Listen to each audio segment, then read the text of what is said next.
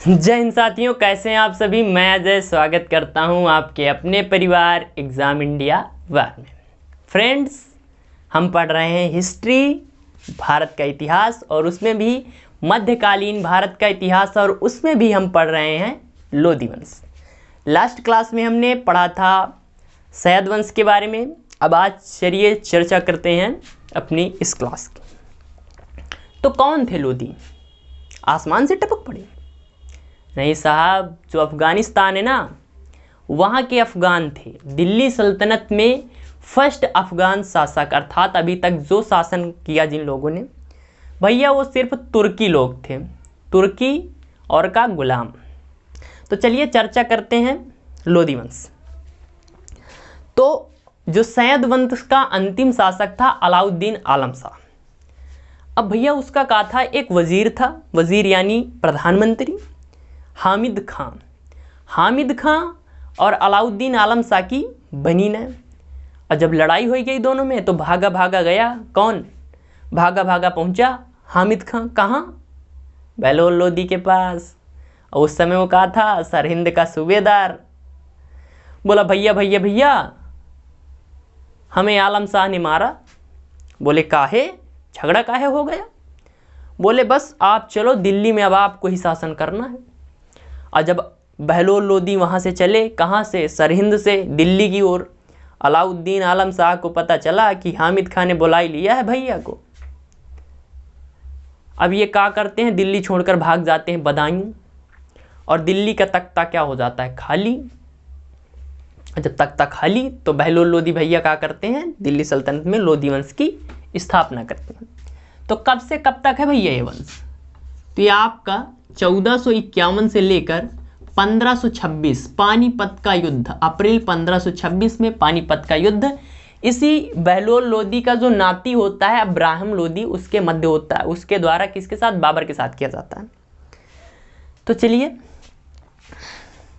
बात करते हैं लोधी वंश। तो किसके बारे में बात करेंगे साहब?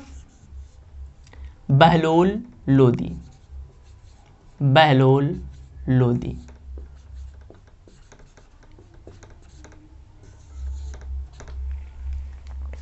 कौन था ये? तो लोधी वंश का संस्थापक था। तो लिखिए, लोधी वंश का संस्थापक। संस्थापक मतलब लोधी वंश की स्थापना इसने की। अब लिख लीजिए, प्रथम अफगान शासक जिसने क्या किया, दिल्ली सल्तनत में शासन करने का कार्य किया। तो प्रथम अफगान या फिर पठान, इन्हें ही पठान कहा जाता है। पठान शासक जिन्होंने क्या किया साहब, दिल्ली सल्तनत में क्या किया साहब, शासन किया। अब मैंने आपको पहले ही बताया किसको किसने आमंत्रित किया था? हामिद खां। किसका वजीर था? अलाउद्दीन आलम शाह का। अब हामिद भैया सोचें, किनका तो हम नचेबे अपनी उंगलीन पर, काहे हमने बुलाया है। पर यूँ कमज़ोर आदमी न रहें, बिल्कुल धाकड़। ये कहा तुम लापरवाही तो करो, तुमका हम बता। अब हामिद खां सोचें कि नहीं, हम अपनी उंगली में नचाई। और एक दिन हामिद खां फंस गए, तो उनका हुई बंदी बनाई लियन, और काय करते हैं खुद का पूरी तरह से स्वतंत्र। अब इनके दिमाग में आवा कि भैया हम तो अफगान, और हमें चारों कौन है? तुर्की लोग, तुर्की हैं, राजपूत हैं। तो इनसे लड़े खातिर हमका का अपन अफगान सरदार चाहिए। तो ये क्या करते हैं, अफगानिस्तान में निमंत्रण भेजी है किसके पास? जो इनके दोस्त होते हैं अफगान सरदार। कहते भैया बस आ जाओ, हम दिल्ली सल्तनत में कब्जा कर लीन है, और मिलके आओ, शासन करते हैं, बढ़िया मौज करेंगे। तो जब अफगानिस्तान से हजारों की संख्या में कौन आ जाते हैं? अफगान लोग आ जाते हैं। अब इनके दोस्त आए गए भैया, तो उनके साथ का बहुत ज़्यादा इनको पता था कि जो अफगान होते हैं, जो अफगान या पठान लोग होते हैं, उनको सम्मान बहुत ज़्यादा पसंद है, और इसीलिए क्या करते थे, बहुत ज़्यादा अपने साथियों का सम्मान करते। तो लिखिए, अपने साथियों का बहुत ज़्यादा सम्मान करता था।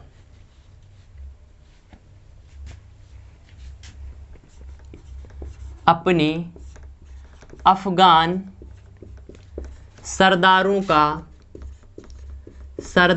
का बहुत सम्मान करता था। कितना करता था अभी पता चलेगा।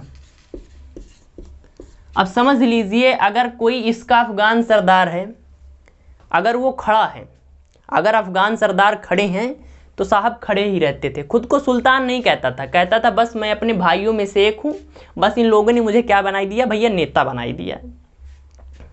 खड़ा रहता था। अगर कोई अफगान बहुत ज़्यादा गुस्सा हो गया, कोई सरदार बहुत ज़्यादा गुस्सा हो गया, इससे नाराज़ हो गया, तो उसके पास जाता था, कहता था पगड़ी उतार कर और तलवार रख देता था पैरों में, कहता था साहब बस माफ़ कर दो, गलती हुई गे, भूल हुई गे, छोटे भाई यही, बड़े भाई यही, माफ़ कर दो, समझ लो। ऐसे ही सुल्तान रहे, मतलब बहुत ज़्यादा उदार हृदय के आदमी रहे। चलिए अब मेवात,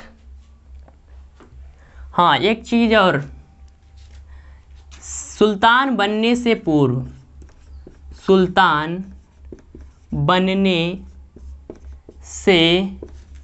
पूर्व सरहिंद का सूबेदार था। पूछा जाएगा कि बहलोल लोदी सुल्तान बनने से कहाँ का सूबेदार था, तो सरहिंद का सूबेदार था। अब क्या हुए भैया कि मेवात में अहमद खां मेवाती होते हैं। अब उन्हें खुजली उठी, बहलोल लोदी पर उंगली करने लगे, बोले रुक तेरी लगाते हैं लंका। तो लिखिए, मेवात पर आक्रमण कर आलम खां मेवाती को हराया। किसको हराया साथी? आलम खां मेवाती को हराया।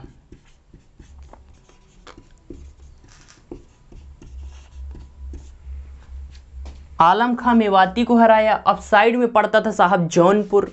इन्हें दिमाग में आया कि अगर भैया कौन होता है ऐसे, अगर हम जौनपुर में शासन कर लिए ना तो बस अपनी तो निकल पड़ी। तो क्या होता है, जौनपुर पर आक्रमण। साहब जौनपुर पर आक्रमण, सेना गई, मारकूट हुआ, सर कटे, तलवारें बाजी, पर क्या होता है बहलोल भैया फिर से जीत गए। काहे? क्योंकि अफगान सरदारों का बहुत सम्मान करते थे। तो वो क्या सोचते थे, बस अपना ही, सब लोग यही सोचते थे अपना ही है अपना साम्राज्य। तो क्या हुआ, जौनपुर पर जीत हुई। जौनपुर पर आक्रमण, और जीतने के बाद क्या किया, इसका पुत्र होता है बारबक खां, उसको क्या कर दिया, वहां का राजा बना दिया। महान नालायक, बिल्कुल बेकार आलसी टाइप का इंसान। क्या नाम था साथी? बारबक खां। क्या बनाया साथी? राजा नियुक्त किया।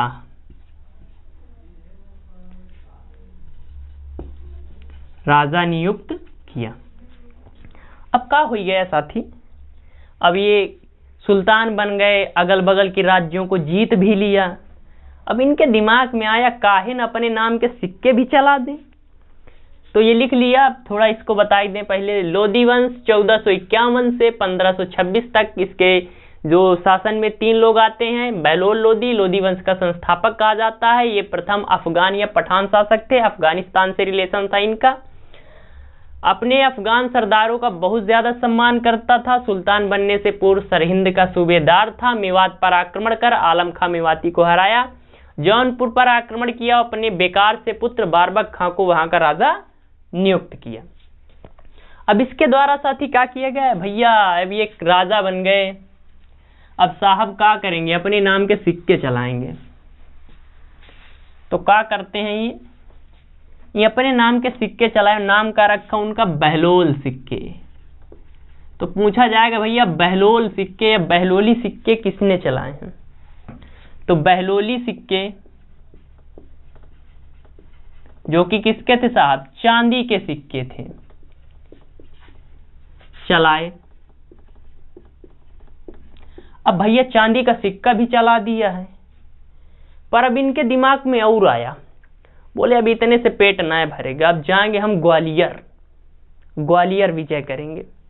अब भैया बहलोल लोदी चल दिए पूरी सेना लेकर ग्वालियर, ग्वालियर पर आक्रमण किया।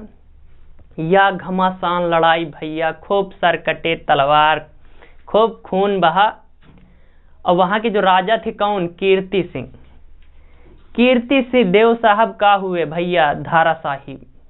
बोले साहब माफ कर दो, कान पकड़ी थी छोन दो, तुम ले लो ग्वालियर ले लो। तो कब की बात है साथी, 1486-87। 1486-87 में क्या करते हैं साहब, ग्वालियर पर आक्रमण, ग्वालियर पर आक्रमण। ग्वालियर के राजा कौन थे, तो कीर्ति देव, कीर्ति देव, महिला नहीं भैया पुरुष हैं, कीर्ति देव। ये क्या होते हैं, पराजित। अब जब ये पराजित हुए हैं तो कौन जीता, बहलोल लोदी जीता। अब भैया ग्वालियर से ही लौट रहे थे, शायद ज्यादा खुश ही थे। और क्या होता है 1489 में बुलावा आ जाता है ऊपर से, ऊपर वाले बोलते हैं बहुत कुछ शासन कर लिया, बहुत बढ़िया से तुमने जिंदगी जी ली है, अब लड़कियों को भी शासन करने दो। अर्थात इनकी क्या हो जाती है, रास्ते में ही मृत्यु हो जाती है। तो लिखिए कब का महीना था, बारिश वाला महीना था, सावन का, जुलाई, जुलाई और जुलाई, जुलाई 1489 में क्या होता है भैया, ग्वालियर से लौटते वक्त, ग्वालियर से वापस आते समय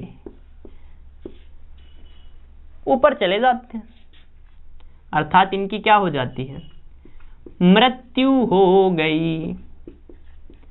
अब साहब जब इनकी मृत्यु हो गई तो अब कौन शासक बनेगा, बारबक खां? नहीं, इससे भी खतरनाक पुत्र था सिकंदर लोदी। तो साथी सिकंदर लोदी तो इतना बढ़िया आदमी था कि बप्पा ने जिन मतलब इनके जो सिकंदर लोदी का पिताजी था मतलब बहलोल लोदी, इसने क्या किया था, अफगान सरदारों का बहुत सम्मान किया। अब जिसका सम्मान होगा तो भाई साहब आसमान में तो चढ़ ही जाता है। बेटा क्या करेगा, सबकी हेकड़ी समाप्त, अफगान सरदारों को बिल्कुल लाइन पर लगा देगा, किसी की नहीं सुनेगा, करेगा अपने मन की। और क्या करता है, सबसे इंपॉर्टेंट काम तो उसने क्या किया कि 1504 में आगरा शहर बसा दिया। और अब आगरा शहर गूंजेगा कहाँ, आगे आने वाले समय में मुगल वंश में। तो फ्रेंड्स अपनी ये छोटी सी प्यारी सी क्लास थी जिसमें मैंने आपको लोदी वंश और स्पेशली बहलोल लोदी के बारे में बताया। आपको क्लास कैसी लगी कमेंट करिए, चैनल पर नए हैं तो सब्सक्राइब कर लीजिए और फ्रेंड के साथ भी शेयर कर दीजिए। मिलते हैं अगली क्लास में जिसमें हमको क्या पढ़ना है, सिकंदर लोदी और इब्राहिम लोदी। तो जय हिंद जय भारत।